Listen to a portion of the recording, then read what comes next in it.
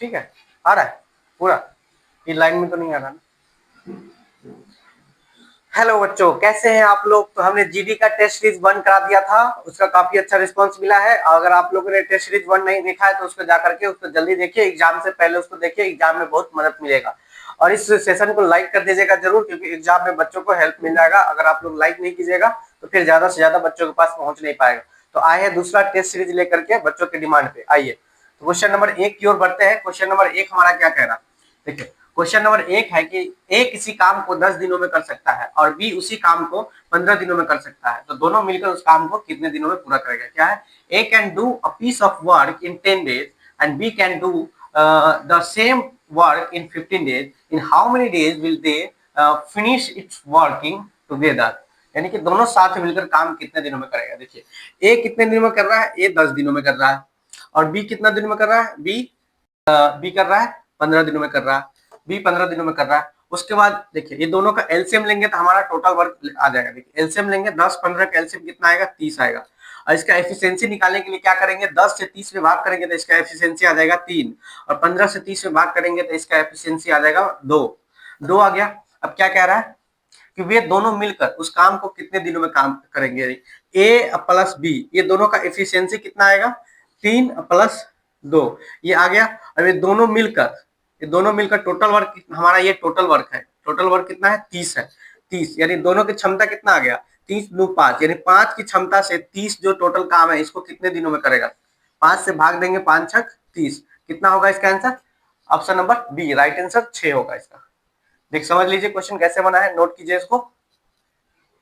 Next question को बढ़ते हैं। जब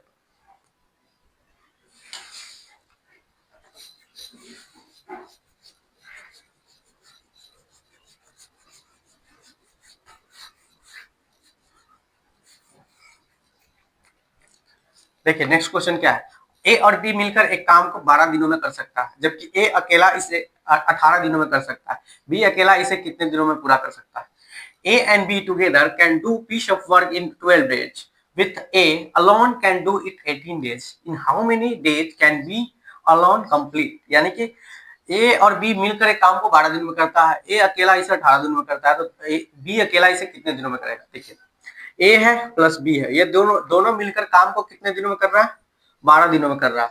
उसके बाद जबकि ए अकेला इसे 18 दिनों में कर रहा है, ए कितने दिनों में कर रहा है, ए 18 दिनों में कर रहा है। तो अगर ये दोनों का हम एलसीएम लेंगे दोनों का एलसीएम कितना आएगा, 72 आएगा इसका एलसीएम, 72 या 36 भी लिख, 36 आएगा इसका। देखिए 36 तो ये दोनों ए प्लस बी का एफिशिएंसी निकालेंगे तो 12×3=36, 3 मरतबे कटेगा तो एफिशिएंसी कितना आ गया इसका 3। ए और बी का एफिशिएंसी 3 और ओनली ए का एफिशिएंसी यानी ए की क्षमता, एफिशिएंसी मतलब क्षमता, ए का क्षमता कितना आ जाएगा 18×36, इसका क्षमता कितना आ गया 2। देखिए ए प्लस बी ये दोनों का क्षमता कितना है, एफिशिएंसी 3 है और ओनली ए का एफिशिएंसी कितना है। देखिए ए का एफिशिएंसी कितना है, ए का एफिशिएंसी हमारा है, ए का एफिशिएंसी 2 है। तो पूछा क्या है कि बी अकेला उस काम को कितने दिनों में करेगा। बी टोटल काम हमारा 36 है, बी अकेला इसे कितने दिनों में करेगा 36।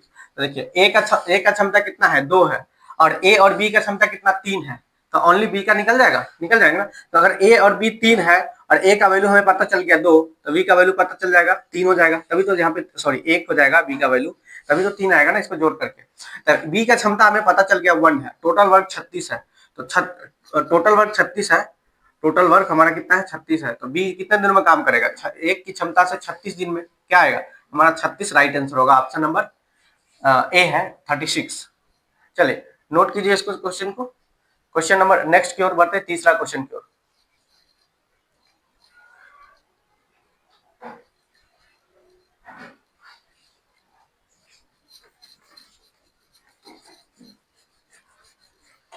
आइए क्वेश्चन नंबर तीसरा क्या कह रहा है, यदि 5 पुरुष 9 महिलाएं किसी काम को 19 दिनों में कर सकता है तो 3 पुरुष 9 महिलाएं उसी काम को कितने दिनों में करेंगे।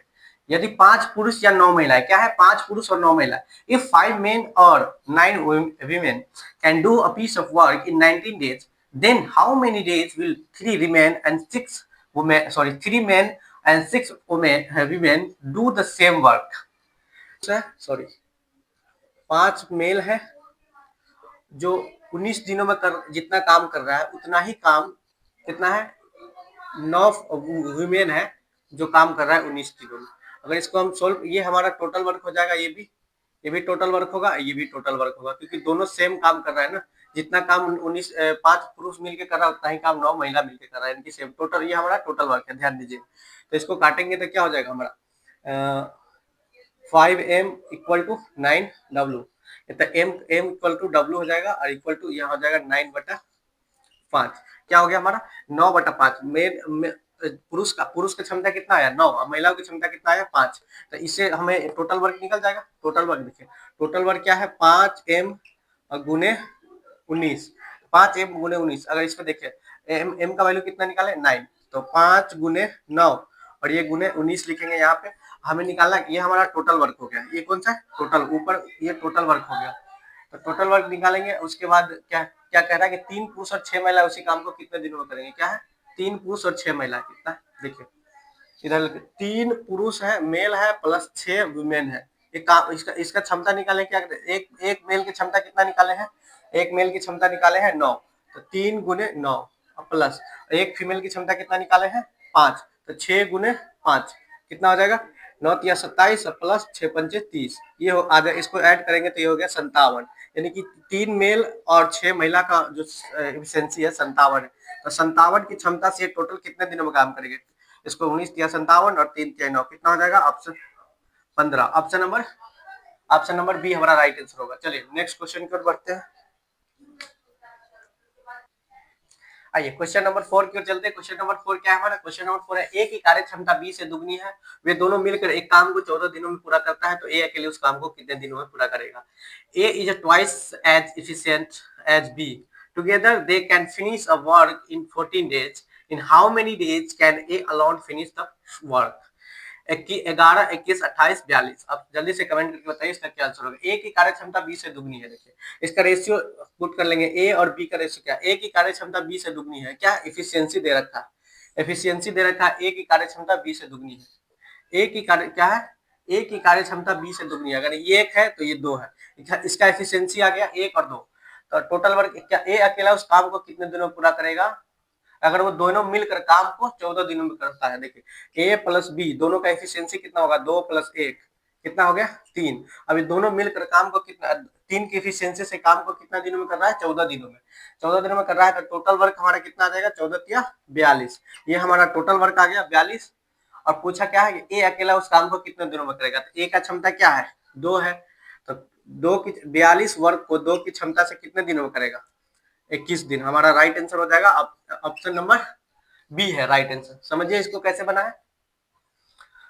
चलिए अगला क्वेश्चन की ओर बढ़ेंगे। नेक्स्ट क्वेश्चन 5 नंबर है, नोट कर लीजिए इसको। देखिए क्वेश्चन नंबर 5 है सक्सेसिव क्या है डिक्रीज हो रहा है 10%, 20%, 30% के 3 क्रमिक छूट समतुल्य एकल छूट क्या होगा। देखिए इसको बहुत तरीके से बना सकते हैं जल्दी से। अगर 10, 20, 30 है तो देखिए एक ए बी फॉर्मूला बताए थे, A plus B plus plus minus A गुने बी बटा 100, ये बताए थे। इसको चेंज कीजिएगा, कैसे करेंगे पहले तो 2 2 का कर लेंगे। देखिए कौन कौन सा है 10 है हमारा, उसके बाद 20 है और उसके बाद 30 है, तो पहले ये दोनों को इस पे बैठाएंगे। देखिए 10 + 20 ऐसे याद भी होना चाहिए 10 20 का 21 डिक्रीज करने के लिए। देखिए सॉरी घट रहा है ना, तो माइनस का होगा, ये भी माइनस का, माइनस माइनस प्लस हो जाएगा, 10 गुने 20 हो जाएगा यहाँ पे, बटा में हो जाएगा 100 और ये 20 पंजे 100, 5 दूना 10, ये 2 कटा, ये कितना हो जाएगा 10 और 20 माइनस का 30 और इधर प्लस का 2, ये कितना आ जाएगा माइनस का 28। अब ये माइनस का 28 आया, फिर 30 को इससे करेंगे, ये माइनस का 28 है ना, फिर माइनस का 28 और फिर माइनस का 30 प्लस 28 गुने 30 बटे 100 ऐसे करेंगे। इसको काट देंगे, कितना आ जाएगा 8 3 24 और 2 3 6 2 8, 84 आएगा, जीरो हटाएंगे 8.4 आ जाएगा। 28 30 को जोड़ेंगे कितना आएगा 58, ये माइनस का 58 ये प्लस का 8.4, इसको घटाएंगे कितना आएगा 58 में से 8.4 घटाएंगे कितना आएगा 49.6, 49.6। ये हमारा राइट आंसर हो जाएगा, ऑप्शन नंबर बी है राइट आंसर। देखिए कैसे बना, अगर कभी भी 3 रहेगा ना तो इसको ए बी फॉर्मूला पे बैठाएंगे। ए बी फॉर्मूला हमारा ये है ए प्लस बी प्लस माइनस ए, अगर डिक्रीज हो रहा है तो माइनस सॉरी, अगर 2 लगातार डिक्रीज हो रहा है तो माइनस माइनस प्लस हो जाता है, और इंक्रीज हो रहा है तो वो प्लस हो जाता है। इस पे 2 बार करके बैठाएंगे, पहले 10 का, सॉरी 10 20 का, और फिर इसका जो आया है -28, फिर -28 और 30 का, इसका किए, उसके बाद हमारा टोटल आंसर आ जाएगा निकल के 49.6। समझ गए कैसे बनेगा? चलिए अगला क्वेश्चन को पढ़ते हैं। क्वेश्चन नंबर 6 इसको मिटाते हैं।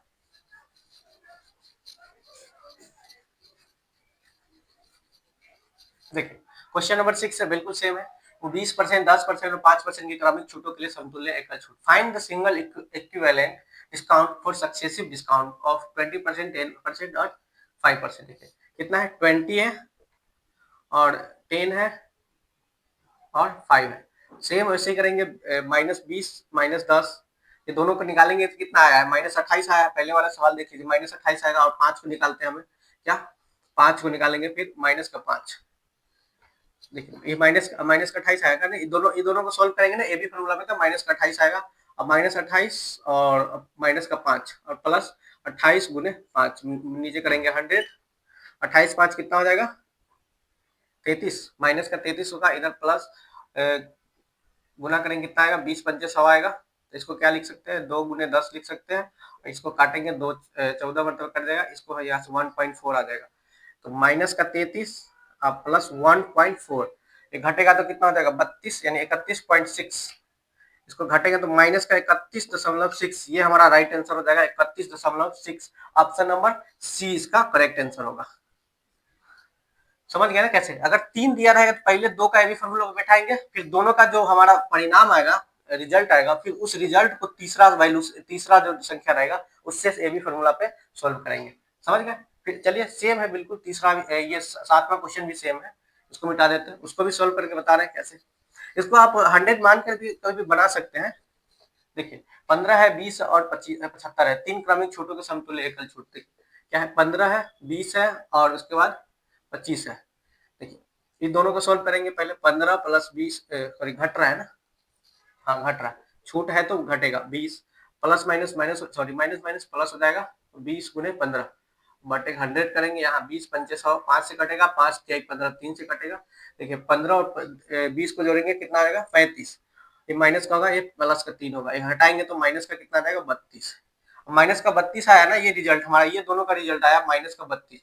तो इस वाले रिजल्ट से अभी 25 जो बचा है उससे भी फॉर्मूला पे पुट करेंगे। देखिए और यहाँ 32 हो जाएगा, माइनस का 25 और प्लस 32 गुने 25 बटे का 100, और 25 चौका 100 हो जाएगा, 4 8 32 हो जाएगा, कट गया। 25 और 32 को जोड़ेंगे कितना आएगा, 57। ये माइनस का होगा या माइनस, सॉरी प्लस 8 हो जाएगा, -57 प्लस 8 घटाएंगे तो कितना हो जाएगा, 49%। ये हमारा माइनस में आएगा, 49% इसका आंसर हो जाएगा। ऑप्शन नंबर ए इसका राइट आंसर। चलिए क्वेश्चन नंबर 8 की ओर बढ़ते हैं। क्वेश्चन नंबर 8 हमारा क्या है, ये समझ गया ना, इसको मिटा देना है। ठीक है, क्वेश्चन नंबर 100 मीटर लंबी एक रेलगाड़ी एक खंभे को 10 सेकंड में पार कर सकती है, तो रेलगाड़ी की गति किलोमीटर प्रति घंटा बताए। क्या है, किलोमीटर, 100 मीटर की लंबी रेलगाड़ी है, कोई रेलगाड़ी है 100 मीटर की लंबी है, 100 मीटर लंबी है, यानी कि मीटर में है, हमें किलोमीटर में निकालना है। तो सबसे पहले देखिए, distance equal speed into time होता है, ये बिल्कुल इसको याद कर लीजिएगा, 3 डिजिट फॉर्मूला को, डिस्टेंस स्पीड और टाइम, डी से डिस्टेंस, एस से स्पीड और टी से time. Distance equal to time होता है, स्पीड इनटू टाइम। इसमें डिस्टेंस दे रखा है 100 मीटर, देखिए 100 मीटर इसका डिस्टेंस है, और इक्वल टू स्पीड इसका नहीं दे रखा है, और टाइम कितना दे रखा है, 10 सेकेंड, 10 सेकेंड टाइम दे रखा है। तो हम स्पीड निकाल देंगे, स्पीड इक्वल टू हो जाएगा 100 मीटर बटा 10 सेकेंड, 10 सेकेंड हो जाएगा। तो इसको काट देंगे तो कितना आ जाएगा, स्पीड इक्वल टू 10 मीटर प्रति सेकेंड आ जाएगा, 10 मीटर प्रति सेकेंड। लेकिन फॉर्मूला 10 मीटर प्रति सेकेंड में नहीं है, किलोमीटर, सॉरी आंसर किलोमीटर में दे रखा है। तो किलोमीटर में बदलने के लिए 10 मीटर प्रति सेकेंड को किलोमीटर बदलने के लिए हमें 18/5 से गुना करना पड़ेगा। तो 5 दूना 10, तो कितना हो जाएगा, 18 दूना 36, 36 किलोमीटर प्रति घंटा के रफ्तार से वो चलेगा। ऑप्शन नंबर बी इसका करेक्ट आंसर है। चलिए नोट कीजिए इसको।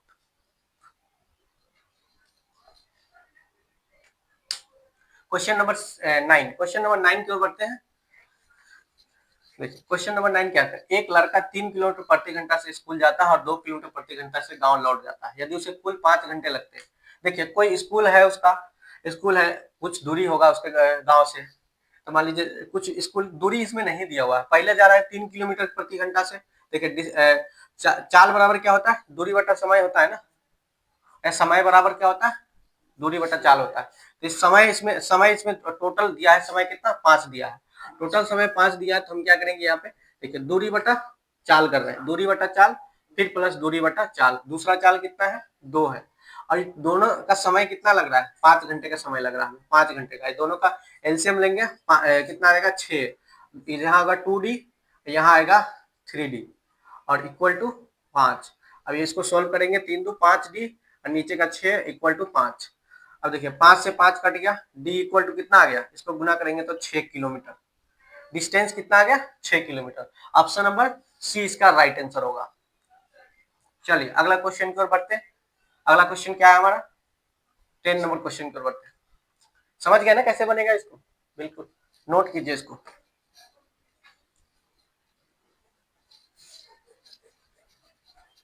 देखिए एक रेलगाड़ी 48 किलोमीटर प्रति घंटा की गति से चलने पर एक दूरी को 50 मिनट में तय करती है।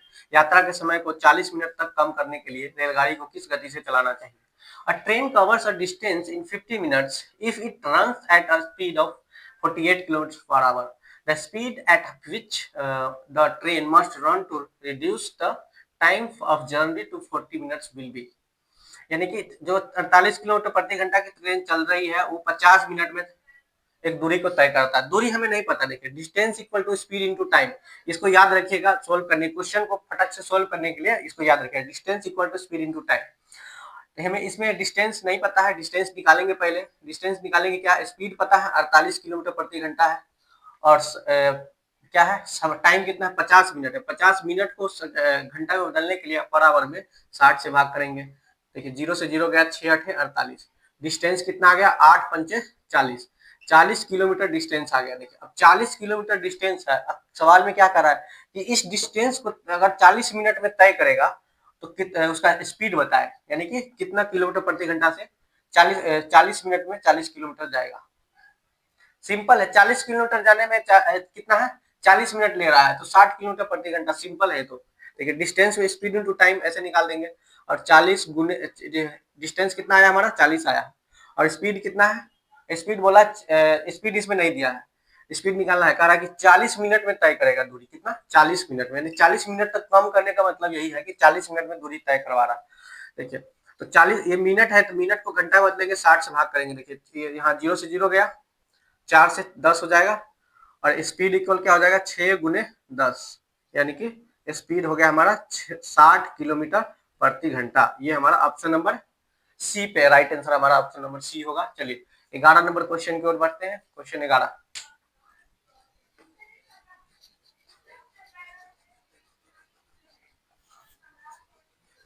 आइए क्वेश्चन नंबर 11 क्या कह रहा है कि दो रेलगाड़ी एक ही समय पर ए और बी से शुरू होता है। देखिए ए है और एक बी है, यहाँ से एक रेलगाड़ी इधर जा रही है, यहाँ से एक रेलगाड़ी इधर जा रही है, ठीक है। और कह रहा है कि क्रमशः 60 किलोमीटर, एक जो है 60 किलोमीटर प्रति घंटा से आ रही है, और एक जो है 40 किलोमीटर प्रति घंटा से आ रही है, इधर 40 किलोमीटर प्रति घंटा से आ रही है। तो कह रहा है कि एक दूसरे को बढ़ती है, और ए और बी के बीच की दूरी 400 किलोमीटर। देखिए ये दोनों के बीच की दूरी जो है 400 किलोमीटर है, तो वे कितने समय बाद मिलेंगे। Two train start at the same time from A and B and proceed towards each other at the speed of 60 km per hour and 40 km per hour respectively if the distance between A and B is 400 km, after how much time will they meet। कितने देर बाद वो दोनों मिल जाएंगे। इस तरीके के सवाल में सेम वही याद रखिएगा, distance equal to speed into time.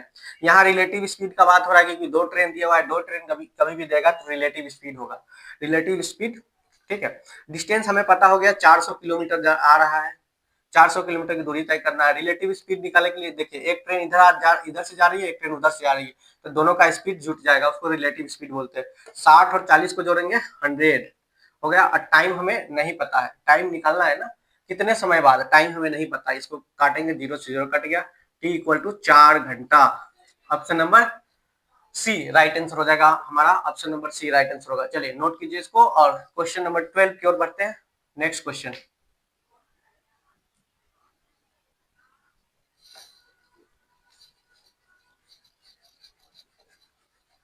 आइए क्वेश्चन नंबर 12 का। एक बेईमान व्यापारी अपने माल को क्रय मूल्य पर बेचने का दावा करता है, लेकिन वह 1 किलो वजन के लिए 900 ग्राम वजन का उपयोग करता है। उसका लाभ प्रतिशत ज्ञात कीजिए। क्या है? A dishonest dealer professes to sell his goods.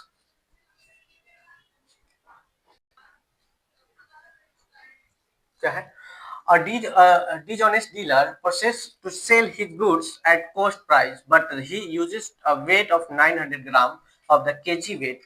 Find his gain percent. Gain percent इसका निकालना। देखिए कोई डीलर है, कहता है कि देखिए बेच कह रहा है कि हम 1000 ग्राम दे रहे हैं, ठीक है, लेकिन वो देता है कितना? 900 ग्राम ही देता है। 1000 ग्राम के बदले वो 900 ग्राम ही दे रहा है, यानी कि 100 ग्राम का बेईमानी कर रहा है। कितने का? 100 ग्राम का बेईमानी कर रहा है 900 ग्राम पे, कर रहा है ना। तो इसका निकाले काटेंगे तो कितना आ जाएगा? 1/9। याद कीजिए 1/9 का फ्रैक्शन वैल्यू क्या होता है?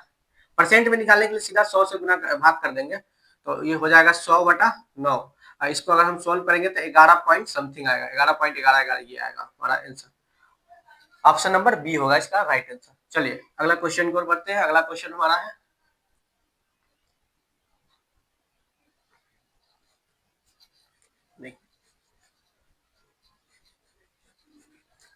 अगला क्वेश्चन कि एक दुकानदार अपने माल को 10% हानि पर बेचने का दावा करता है, लेकिन 1 किलोग्राम के बजाय वो 800 ग्राम देता है। देखिए उसके पास 1000 ग्राम वो वस्तु है, लेकिन कह रहा है कि हम उसको ना 1000 रुपया में खरीदे हैं, लेकिन हम उसको बेचेंगे कितने में? 10% का हानि पर बेचेंगे। कितने में? 1000 में खरीदा है, 10% का हानि कर रहा है, यानी कि 100 का हानि कर रहा है। तो कह रहा है हम कि 900 में दे रहे हैं, ठीक है, 900 में दे रहे हैं। लेकिन क्या कह रहा है सवाल में? लेकिन उसने वो वजन में कुछ हेर फेर कर रहा है, वजन में हेर फेर कर रहा है, यानी कि 1000 ग्राम के बदले वो 1000 ग्राम के बदले, सॉरी यहाँ दिखा रहा है ना, यहाँ देना होता है, ये देना है, ये दिखाता है, ठीक है, दिखाता कह रहा है कि 1000 का वस्तु है हमारा, 1000 रुपये में खरीद के लाए, हम 900 में बेच रहे हैं। क्या कह रहा है कि 1000 में वस्तु खरीद के लाए, 900 में बेच रहे हैं, 10% हानि। और उसके बाद कह रहा है कि नहीं लेकिन बेईमानी कहाँ कर रहा है? वो वजन में कर रहा है। देखिए वजन में कह रहा है कि हम 1000 आपको दे रहे हैं, 1000 ग्राम दे रहे हैं, समझे, लेकिन देता कितना है? कितना दे रहा है? 900 नहीं, 800 ग्राम ही दे रहा है, 800 ग्राम ही दे रहा है। अब इसको देखिए, अब इसको हम काट लेंगे, रेशियो में निकाल। देखिए 2 जीरो से 2 जीरो गया, यहाँ 2 जीरो से 2 जीरो गया। अब इसको गुना करेंगे तो 8 नहीं 80, कोई नहीं गुना कर लेते हैं, सोल्व हो जाएगा। और 9 दाही के 90 हो गया ना। अब ये 0 से 0 कटा ना। अब कह रहा है कि देख 8 रुपए वस्तु कितना है? 8 रुपए का वस्तु 9 रुपए में बेच रहा है। देखिए 8 रुपए की वस्तु 9 रुपए में बेच रहा है, तो लाभ कमाया ना। कितना का लाभ? 1 का लाभ कमा रहा है ना। 1 का लाभ कितना पे? 8 पे। इसको अगर परसेंटेज में बदलेंगे तो 100 से गुना करेंगे तो कितना हो जाएगा? 100/8। याद रखिएगा फ्रैक्शन में परसेंटेज क्लास आप लोग नहीं किए तो जाकर के देखिए, हमने करा रखा है चैनल पे, उसमें फ्रैक्शन वैल्यू याद कराया था। 1/8 का फ्रैक्शन क्या होता है? 12.5%। ये 12.5% ये लाभ कमा रहा है। कितना? 12.5%। समझ गए ना क्वेश्चन कैसे बनेगा? नोट कीजिए इसको।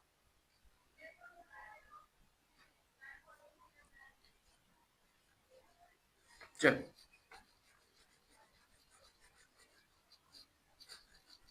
आइए देखिए, एक व्यापारी अपने माल पर क्रय मूल्य से 20% अधिक मूल्य अंकित करता है, 10% की छूट देता है, फिर 1 किलो के बजाय 900 ग्राम वजन का उपयोग करता है। कुल लाभ प्रतिशत ज्ञात करें। A trader marks his goods 20% above the cost price, gives a 10% discount and use a 900 gram weight instead of 1 kg.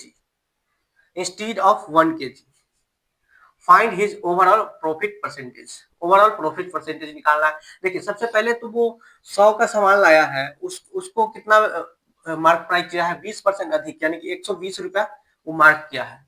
उसके बाद कह रहा है कि 20% अधिक मूल्यांकित किया है, इस पर 10% का छूट दिया। 120 का 10% निकालेंगे तो कितना आएगा? 12 आएगा ना।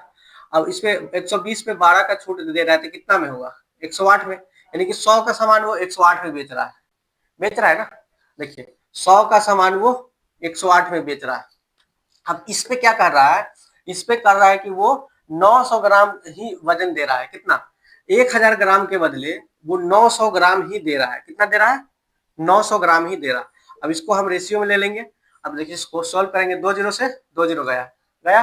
अब इसको गुना करेंगे, ऐसे 900 हो जाएगा ये, और यहाँ इसको गुना करेंगे 1080 हो जाएगा। देखिए 1080 हो गया ना। अब 900 का सामान कितना बेच रहा है? 1080 में। 900 का सामान 1080 में बेच रहा है, तो हमारा कितना का प्रॉफिट कर रहा है? 100 का प्रॉफिट। कितना पे? 100 का प्रॉफिट 900 पे। अब 2 जीरो से 2 जीरो काटेंगे। अब फ्रैक्शन याद रखिएगा, 1/9 कितना होता है?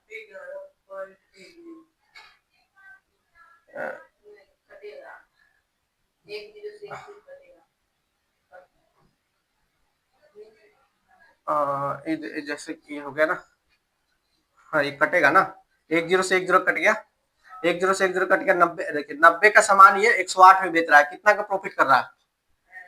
18 का।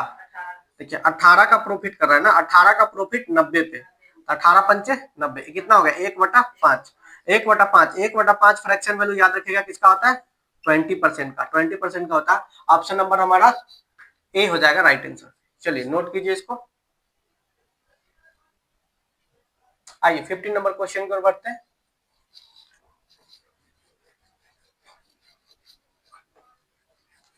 देखिए 15 नंबर क्वेश्चन क्या है?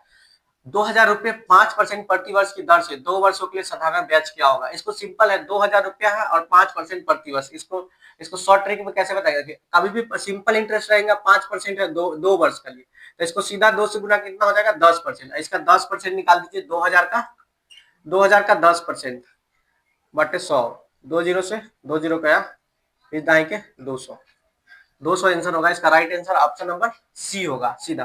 अगर दो किसी संख्या का 10% निकालना हो ना, जैसे कहा 2000 का 10%, तो एक जीरो हटा दीजिए, सीधा उसका 10% होगा। 200 इसका राइट आंसर होगा, ऑप्शन नंबर सी इसका राइट आंसर होगा। चलिए नेक्स्ट क्वेश्चन की ओर बढ़ते हैं। अगला क्वेश्चन 16 नंबर बताइए।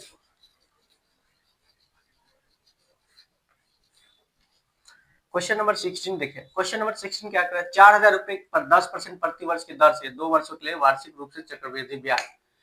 Find the compound interest on 4,000 at the rate of 10% annum for 2 years, compounded annually. Annually निकालना है। देखिए 2 वर्ष का कभी भी दिया रहेगा, कितना? 2 वर्ष का। इस पे इसको हम उससे भी बना सकते हैं, किससे? ए बी फार्मूला पर भी बना सकते हैं। देखिए 10% और 10% होगा ना। अभी दोनों को ए बी पर उठाएंगे, 10 प्लस 10 प्लस 10 गुने 10 बटा 100, ये 100 कट गया, इधर कितना आएगा? 1 आएगा, 10 10 20 प्लस 1 कितना आ गया? 21%। अब हमें 4000 का 21% निकालना है। 4000 का 21% कितना आएगा? 2 जीरो से 2 जीरो, 21 चौक 84, 840। ऑप्शन नंबर बी हमारा राइट आंसर होगा इसका, 840। इसको एक सिंपल तरीका बता रहे हैं, उस पर भी बना सकते हैं आप। इसको देखिए सिंपल तरीका, कभी भी दो रेशियो दिया रहेगा ना, देखिए 2:1 करेंगे, इसको याद रखिएगा, 2:1 करेंगे, 2:1। और यहाँ पे कितना है? 10%। 10% निकालेंगे कितना? 4000 का 10% कितना होगा? 400। और रेशियो, और उसके बाद 400 का 10% कितना होगा? 40। ये 4 गुना 800 हो जाएगा, और ये प्लस में 40 हो जाएगा, आ गया ना 840। ये हमारा राइट आंसर होगा। चलिए अगला क्वेश्चन की ओर बढ़ते हैं।